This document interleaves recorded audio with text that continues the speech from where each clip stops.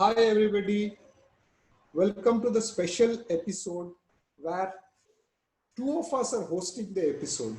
I'm sure that both of us may be well known to you, but again, for the sake of familiarity, I'm introducing Mr. Ravi so that you will be familiar with him. So Mr. Ravi is a close friend of mine, and we are friends for the last so many years. He is a Tambram from Chennai, but grew up in Delhi. His job in insurance took him to many places. He has lived in Jaipur, he has lived in Allahabad, he has lived in Lucknow, he has lived in Agra, and finally landed in Bombay about 25 years back. He is an avid bookworm and a music lover. He started writing stories and poems from the 1970s, and then he has authored three books. He has his own website in YouTube where you can listen to his stories and also his songs. He is a beautiful singer, so I am saying that you go to the site and listen to his songs plus his books. So I think that is Ravi for you. Yeah, thanks, Supratik, and welcome to this special episode, all of you, known, unknown, new, old, everyone. So, Supratik, again, is a very old friend of mine, and we thought we'll take this opportunity to talk on books which both of us love. Supratik he prefers to call himself a bong, a Bengali, that is, a die-hard kind of Bengali. And he also has been initiated into the pleasures of books quite early in his life. And one thing good about him is he not only reads books, but he also assimilates a lot of knowledge and information and does a lot of analytical thinking on whatever he has read. You must watch the episodes on his YouTube channel, where he reviews and comments on famous Bengali and English writers, and puts a spotlight on some of their famous works, and gives his own take on the books which he had read, the books which appeal to him.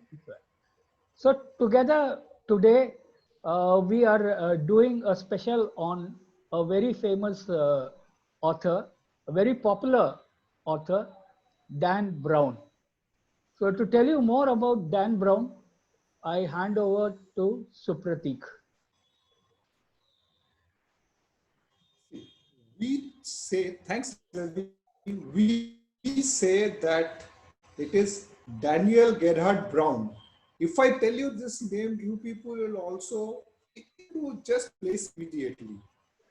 But if I say Dan Brown, everybody will know about Dan Brown. So Daniel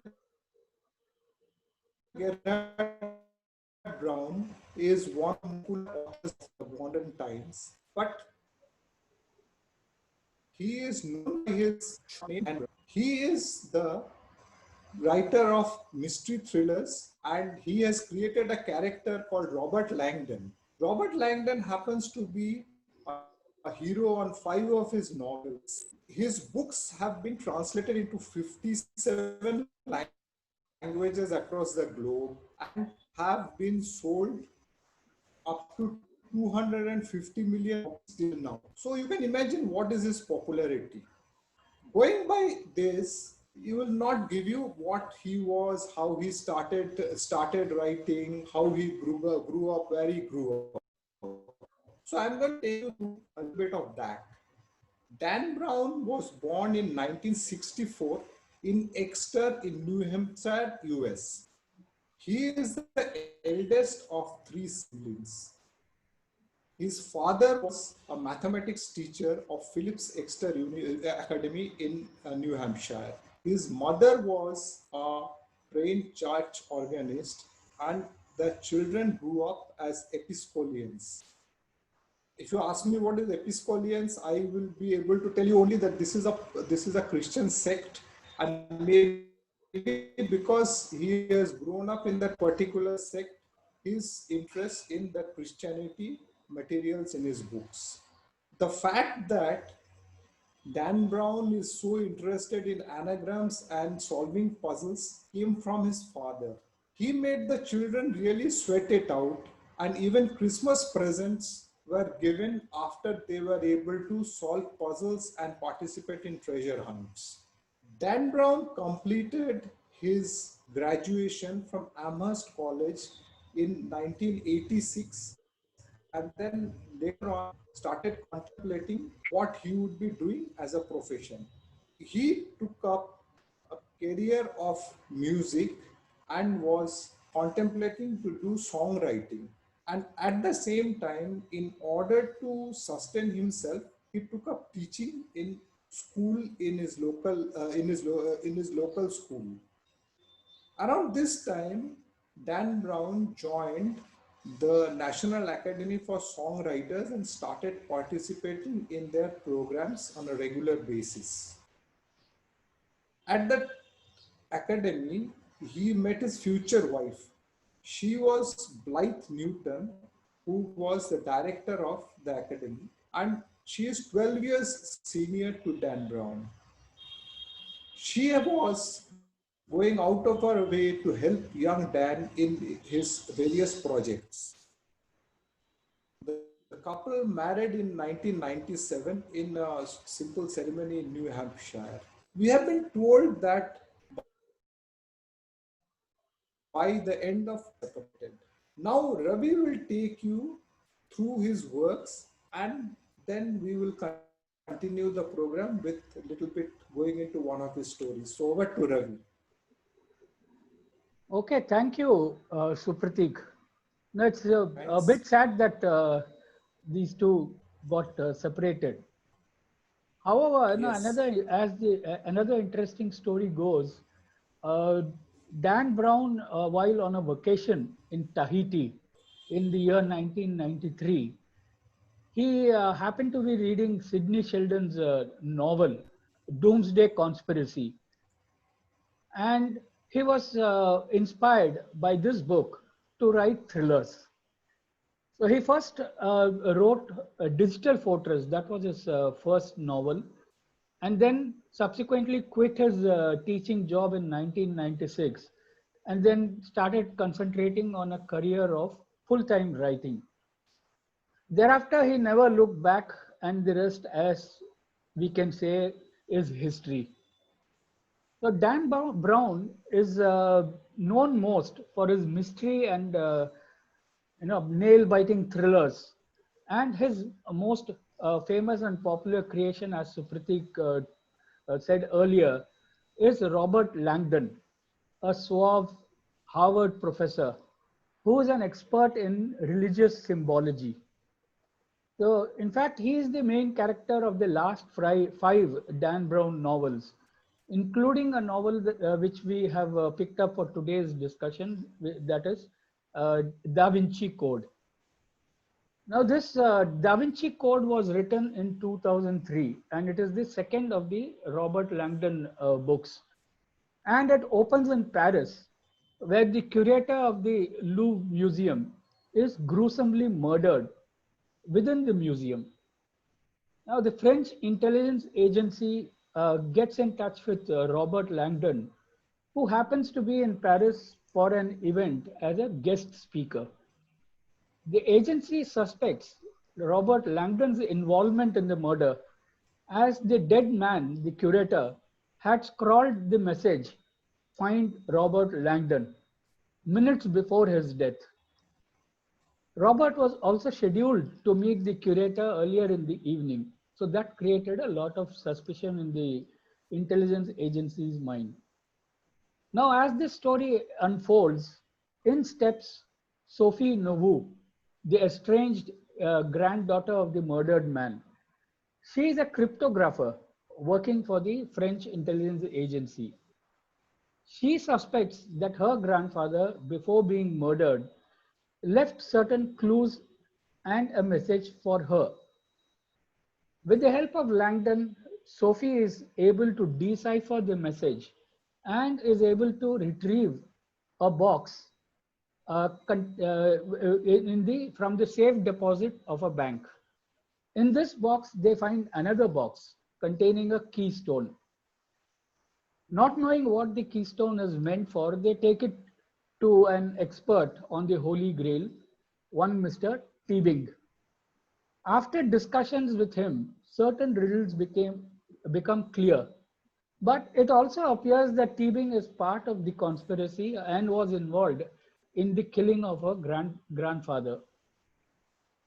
However, as the story progresses, Teabing is arrested and the mystery is finally revealed.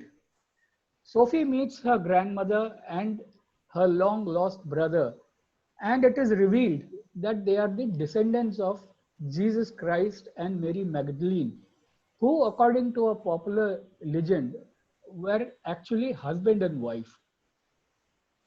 Well, all this happens in a span of 24 hours, just 24 hours, which is trademark Dan Brown. As all other Langdon stories happen within the same time span. So you can understand that within these 24 hours, some 300 pages of the novel, it's absolutely packed with events and happenings, twists and turns in every corner, and it is nail biting. Supratik, what is your take? I have actually thoroughly enjoyed Da Vinci Code. It is typical Dan Brown. Dan Brown will create the spider's web and will untangle you within 24 hours. See, the Absolutely. books are like this. The Da Vinci Code is a book. When you start reading it, you can't leave it before you end it. You Absolutely. start it, and maybe you will spend a sleepless night to end it.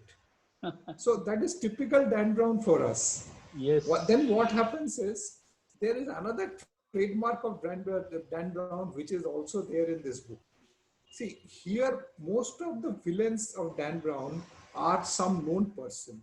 Here Teabing is a friend. Teabing is a friend, and actually Langdon goes to Teabing to find out more about the mystery. So he turns out to be the ultimate villain. This we think is actually an influence of Sidney Sheldon, because Doomsday Book started it all. Mm. Reading Doomsday Book, he had the idea of becoming a thriller writer. So this is a typical Dan Brown book, and I would say that this is one of his must-read books. I think Absolutely. two of his books have been very popular: Angels and Demons and Da Vinci Code. So I would suggest that people should read it, but again, this was made into a film also. And if you feel that 400, 500 pages is too much and you don't have that much time, the film should be a good alternative. The film Yeah. will take you through all the twists and turns, and you will really enjoy the film. But having said all these things, what I have read is Dan Brown has his critics. Particularly the angle of Jesus Christ's marriage Yeah. has angered certain Christian groups. And Absolutely. again he has a big critic in Salman Rushdie. Salman Rushdie has been very critical about Dan Brown, and says that his books are very bad. I don't know what is his idea of forming that opinion, Now, but I Salman would say himself has been criticized for his books. And there yes. was a fatwa also against him, no? For Midnight Yes, Children or some other so book. his criticism may not count as too much, but what I would say that as per the sale of books, as per the popularity of the author, Dan Brown happens to be one of the most prominent and popular authors in at least the last 15 to 20 years.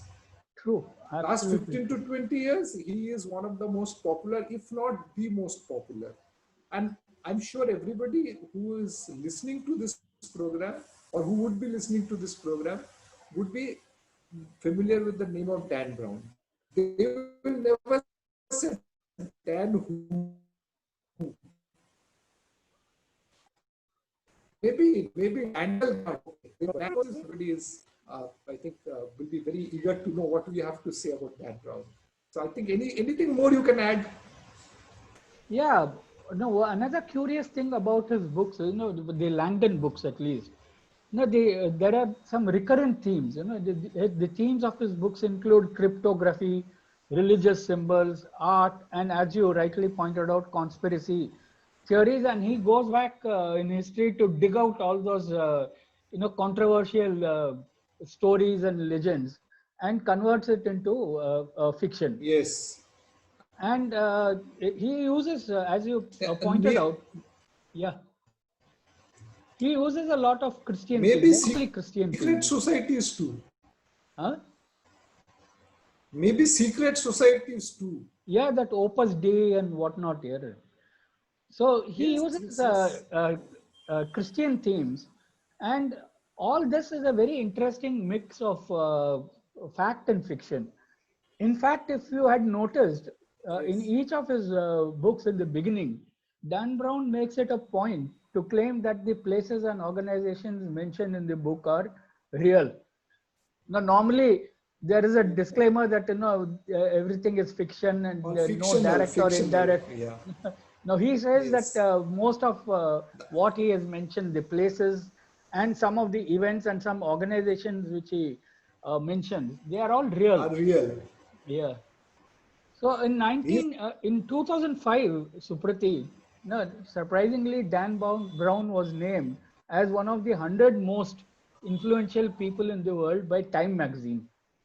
oh, Now, the editors created him with keeping the publishing industry afloat. Can you believe it? He kept the publishing industry afloat by okay. renewing interest in Leonardo da Vinci and early Christian history, and surprisingly, also enabling a spike in tourism in Paris and Rome. Isn't that remarkable? That is remarkable. Actually, Paris and Rome, if he is indirectly responsible for increasing the tourism, that is something. I think the French government and the Italian government should give them their highest civilian honor to him for that. Yeah, and really, if you think about it, we know that he consumes a lot of pages while writing, even though it is 24 hours. So he takes 300 to 400 pages to complete that 24-hour cycle. And what is good about it is, he describes places like no one else does. Like even in Yeah. Da Vinci Code, from the initial scene itself, when he's transferred from his hotel room, he's moving along with the police to the Louvre. So he keeps describing every street, every turn, every street, and on every street, what is on the right side, what is on the left side, the building, their history, the ground, that history, and the Louvre Museum itself. He describes it so vividly that actually after reading it you feel like going, it is like a virtual tour, and you feel inspired Yes. to go Yes. and have a Yes. look at the museum at least once in your lifetime. So vivid descriptions, and secondly what happens is the amount of research he would have done on the book, on the subjects, like the city itself before writing the book. That Yeah, is yeah, really to be praised, that is really to be absolutely, praised. absolutely. And you get a very good idea about the city, like what are the buildings. What I have also observed, if you read books, fictions particularly, people always had a feeling long back in olden days that fictions will not improve your knowledge and all, but I think Absolutely it is not the true, case. true. Yeah, Whatever you read, particularly from the very well researched authors like Arthur Haley or yes, even yes, Sidney Sheldon and all, they'll yes. improve your knowledge. You Yeah, keep it in your database, such a lot knowledge of base. information is downloaded that actually what I do is when I read these novels, and I'm kind of thrilled by the way the places are described and some events are. I go back to Google and find out more Search. about Yeah, it, and yeah, yeah. it's Even really I do it. fascinating. In fact. One particular author, just a little bit distracting, one particular author called Dick Francis. Dick Francis is always writing about horse racing in England. He's a British author.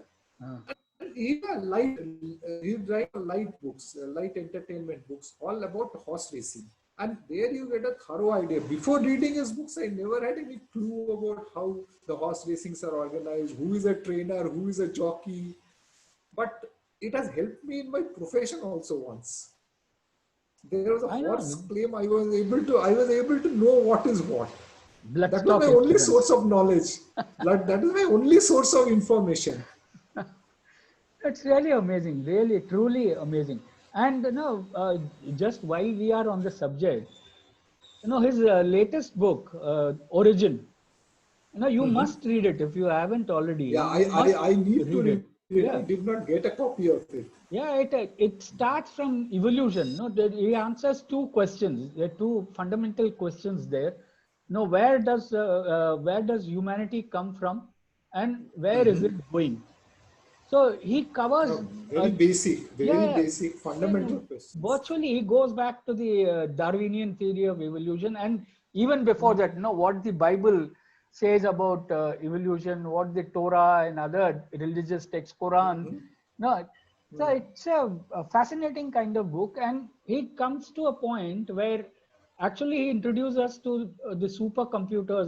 The main character here in this story, he creates Mhm. a computer, E-Wave. It's a supercomputer called Okay. E-Wave, which is Okay.